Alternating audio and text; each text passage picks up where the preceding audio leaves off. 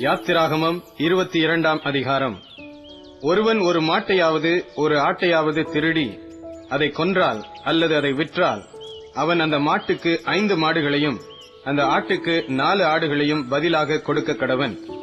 திருடன் கன்னமிடுகையில் கண்டுபிடிக்கப்பட்டு அடிக்கப்பட்டு செத்தால் அவன் நிமித்தம் இரத்தப்பழி சுமராது. சூரியன் அவன் மேல் உதித்திருந்ததானால் அவன் நிமித்தம் இரத்தப்பழி சுமரும். திருடன் பதில் கொடுத்து தீர்க்க வேண்டும். அவன் கையில் ஒன்றும் இல்லாதிருந்தால் தான் செய்த களவுக்காக விலைப்பட கடவன். அவன் திருடின மாடாவது கழுதையாவது ஆடாவது உயிருடனே அவன் கையில் கண்டுபிடிக்கப்பட்டால் இரட்டிப்பாய் அவன் கொடுக்க வேண்டும். ஒருவன் பிறனுடைய வயலிலாவது திராட்சை தோட்டத்திலாவது தன் மிருக ஜீவனை மேயவிட்டால், அவன் தன் சுய வயலிலும் திராட்சை தோட்டத்திலும் உள்ள பலனில் உத்தமமானதை எடுத்து பதில் செலுத்த கடவன்.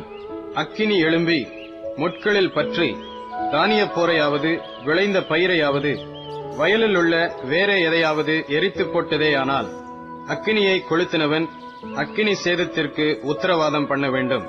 ஒருவன் பிறனுடைய வசத்தில் திரவியத்தையாவது உடைமைகளையாவது அடைக்கலமாக வைத்திருக்கும் போது அது அவன் வீட்டிலிருந்து திருடப்பட்டு போனால், திருடன் அகப்பட்டானாகில் அவன் அதற்கு இரட்டிப்பாக கொடுக்க வேண்டும்.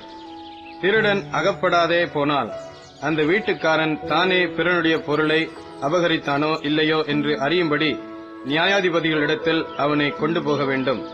காணாமற் போன மாடு, கழுதை, ஆடு, வஸ்திரம் முதலியவைகளில் யாதொன்றை பிறனொருவன் தன்னுடையது என்று சொல்லி குற்றஞ்சாற்றினார், இருதிறத்தாருடைய வழக்கும் நியாயாதிபதிகளிடத்தில் வரக்கடவது. நியாயாதிபதிகள் எவனை குற்றவாளி என்று தீர்க்கிறார்களோ அவன் மற்றவனுக்கு இரட்டிப்பாக கொடுக்க கடவன்.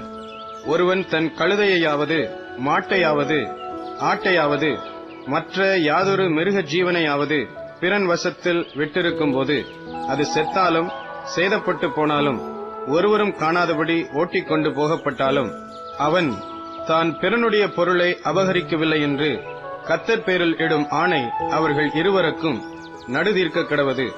உடையவன் அதை அங்கீகரிக்க வேண்டும், மற்றவன் பதிலளிக்க வேண்டுவதில்லை. அது அவன் வசத்திலிருந்து திருடப்பட்டு போயிற்றானால் அவன் அதன் எஜமானுக்கு அதற்காக உத்தரவாதம் பண்ண கடவன். அது பீருண்டு போயிற்றானால் அதற்கு சாட்சியை ஒப்புவிக்க வேண்டும். பீருண்டதற்காக அவன் உத்தரவாதம் பண்ண வேண்டுவதில்லை. ஒருவன் பிறனிடத்தில் எதையாகிலும் இரவலாக வாங்கினதுண்டானால் அதற்கு உடையவன் கூட இராதபோது அது சேதப்பட்டாலும் செத்துப்போனாலும் அவன் அதற்கு உத்தரவாதம் பண்ண வேண்டும்.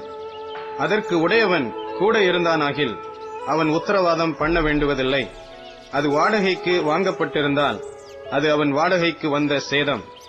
நியமிக்கப்படாத ஒரு கன்னிகையை ஒருவன் மோசம் போக்கி அவளோட சயனித்தால் அவன் அவளுக்காக பரிசம் கொடுத்து அவளை விவாகம் பண்ண கடவன்.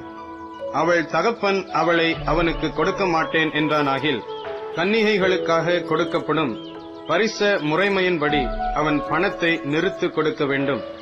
சூனியக்காரியை உயிரோடே வைக்க வேண்டாம்.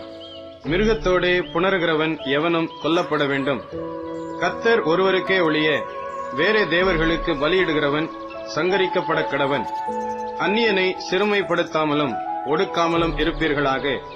நீங்களும் எகிப்து தேசத்தில் அந்நியர்களாயிருந்தீர்களே. விதவையையும் திக்கற்ற பிள்ளையையும் ஒடுக்காமல் இருப்பீர்களாக. அவர்களை எவ்வளவாகிலும் ஒடுக்கும்போது அவர்கள் என்னை நோக்கி முறையிட்டால் அவர்கள் முறையிடுதலை நான் நிச்சயமாய் கேட்டு கோபம் மூண்டவராகி உங்களை பட்டயத்தினால் கொலை செய்வேன். உங்கள் மனைவிகள் விதவைகளும் உங்கள் பிள்ளைகள் திக்கற்ற பிள்ளைகளும் ஆவார்கள். உங்களுக்குள் சிறுமைப்பட்டிருக்கிற என் ஜனங்களில் ஒருவனுக்கு நீங்கள் பணம் கடனாக கொடுத்திருந்தால் வட்டி வாங்குகிறவர்கள் போல அவனிடத்தில் வட்டி வாங்க வேண்டாம்.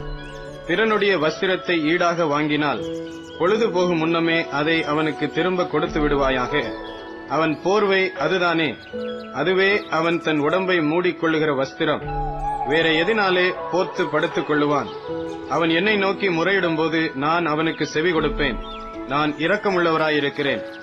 நியாயாதிபதிகளை தூஷியாமலும் உன் ஜனத்தின் அதிபதியை சபியாமலும் இருப்பாயாக. முதல் பழுக்கும் உன் பழத்தையும் வடியும் உன் ரசத்தையும் காணிக்கையாக செலுத்த தாமதிக்க வேண்டாம். உன் குமாரரில் முதற் பேரானவனை எனக்கு கொடுப்பாயாக. உன் மாடுகளிலும் உன் ஆடுகளிலும் அப்படியே செய்வாயாக. குட்டியானது 7 நாள் தன் தாயோடே இருக்கட்டும். 8ஆம் நாளிலே அதை எனக்கு செலுத்துவாயாக. நீங்கள் எனக்கு பரிசுத்த மனுஷராய் இருக்க கடவீர்கள்.